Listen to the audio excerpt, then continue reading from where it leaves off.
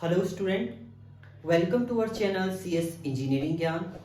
आज के ट्यूटोरियल में हम लोग देखेंगे disk scheduling algorithm. Operating system का टॉपिक आपका है डिस्क शेड्यूलिंग। ये एक इंपॉर्टेंट टॉपिक है, इससे रिलेटेड क्वेश्चन जो है आपके गेट्स में बहुत सारे क्वेश्चन इसमें रहते हैं। सो डिस्क शेड्यूलिंग एल्गोरिथम का मतलब है कोई भी डिस्क आपकी स्टोर होती है तो कैसे वो एक्सेस होगा, उसका सीक टाइम क्या रहेगा, प्रोसेसिंग कैसे होगी, कितना टाइम उसको लगेगा एक्सेस होने में डेटा वहां से, तो वो सब हम लोग डिफाइन करते हैं आपके डिस्क शेड्यूलिंग में।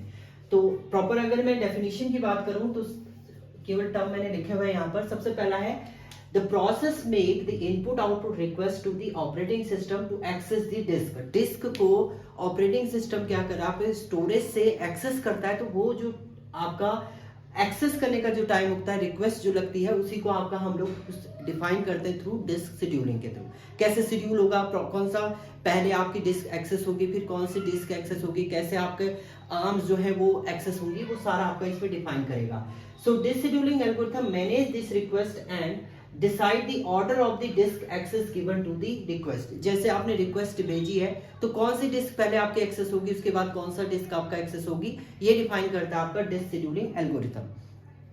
इसमें आपकी डिफरेंट टाइप की डिस्क शेड्यूलिंग एल्गोरिथम होती है। इससे पहले जब हमने वर्चुअल मेमोरी देखा था तो हमने पूरा डिस्क का स्ट्रक्चर देखा था, आपका प्लेटर क्या होते हैं, आपके सेक्टर्स क्या होते हैं, वो कैसे आपको वर्क होता है। वही चीज सेक्टर पे डेटा एक्सेस होना है, फिर वहां से आपको डेटा एक्सेस करना है, वो सब आपका किसके थ्रू डिफाइन होता है, डिस्क शेड्यूलिंग के थ्रू। तो there are 6 type of disk scheduling algorithm आपकी होती है। सबसे पहले आती है FCFS, first come first serve हम लोग इसको बोलते हैं। Shortest seek time first, SSTN है आपका। एस स्कैन है, ये आपका एलिवेटर की तरह वर्क करता है, जैसे एलिवेटर आपके चलते हैं वैसे ये भी वर्क करती है आपकी। कैसे वर्क करेगी वो हम लोग आगे देखेंगे पूरा प्रोसेस। लुक है आपका, सी स्कैन है आपका, सी लुक है। ये डिफरेंट क्या है, इसमें एल्गोरिथम होती है आपकी डिस्क शेड्यूलिंग की। वन बाय वन हम लोग आगे वीडियो में देखेंगे इसका एल्गोरिथम कैसे वर्क करती है, वो हम लोग आगे देखेंगे। इसके बाद नेक्स्ट हम लोग देखते हैं, जब हम डिस्क शेड्यूलिंग की बात करते हैं तो कुछ इसके टर्म्स हम लोग यूज करते हैं, जैसे सीक टाइम क्या होता है आपका, वो सब प्रोसेस क्या होते हैं वो हम लोग देखते हैं आगे। अब हम लोग इसके terms related to disk scheduling को हम बात करते हैं, क्या क्या टर्म आपके डिस्क शेड्यूलिंग में यूज होते हैं। तो सबसे पहला जो मेन इंपॉर्टेंट टर्म होता है वो होता है सीक टाइम। सीक टाइम वो टाइम होता है, it is the time taken by the disk arm to locate the desired track. आपको डिजायर्ड ट्रैक तक पहुंचना है, वो उसमें जितना टाइम उसको लगता है वो कहलाता है आपका सीक टाइम। जैसे अगर हम लोग इस डायग्राम को देख रहे हैं कि आप इसमें देखिए पूरा आपका डिस्क का ये डिफरेंट पार्ट्स में डिवाइडेड कैसे होता है आपका डिस्क, ये वर्चुअल मेमोरी में मैं आपको क्लियर किया था।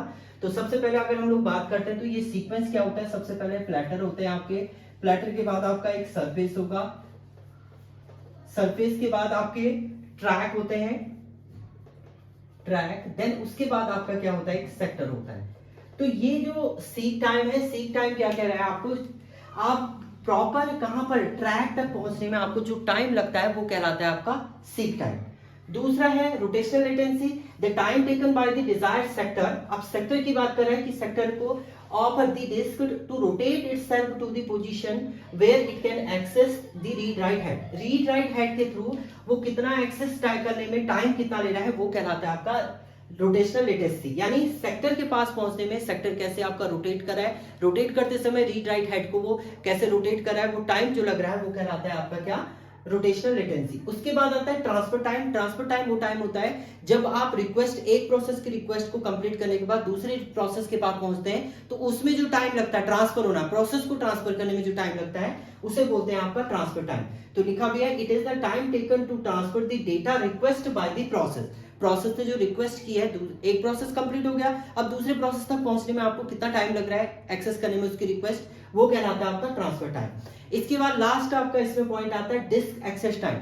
डिस्क को एक्सेस करने का जो टाइम होता है वो होता है, इन सभी को जब आप ऐड करते हैं, seek time plus rotational latency plus transfer time, इन सबको जब ऐड करते हैं तो आपका जनरेट होता है डिस्क एक्सेस टाइम। तब आप डिस्क को प्रॉपर क्या करते हैं, एक्सेस करते हैं। एंड यही आपका जो हम लोग फाइंड आउट करते हैं डिस्क शेड्यूलिंग में, वो यही आपके फाइंड आउट करते हैं। तो इसमें ये 4 टर्म हम लोग यूज करेंगे। सीक टाइम आपको फाइंड आउट करेंगे, रोटेशनल लेटेंसी क्या होगी वो फाइंड आउट करेंगे, ट्रांसफर टाइम आपका क्या होगा, एंड उसके बाद लास्ट आपका disk access time. Disk access time क्या होता है आपका, इन सभी को ऐड करेंगे, जो लास्ट में रिजल्ट मिलेगा वो आपका हो जाएगा डिस्क एक्सेस टाइम। तो ये डिफरेंट टर्म्स आपके यूज होते हैं जब आप डिस्क शेड्यूलिंग एल्गोरिथम यूज करते हैं। नेक्स्ट ट्यूटोरियल में हम लोग स्टार्ट करेंगे first disk scheduling algorithm FCFS. First come first serve की कंडीशन को हम लोग देखेंगे। Thank you student.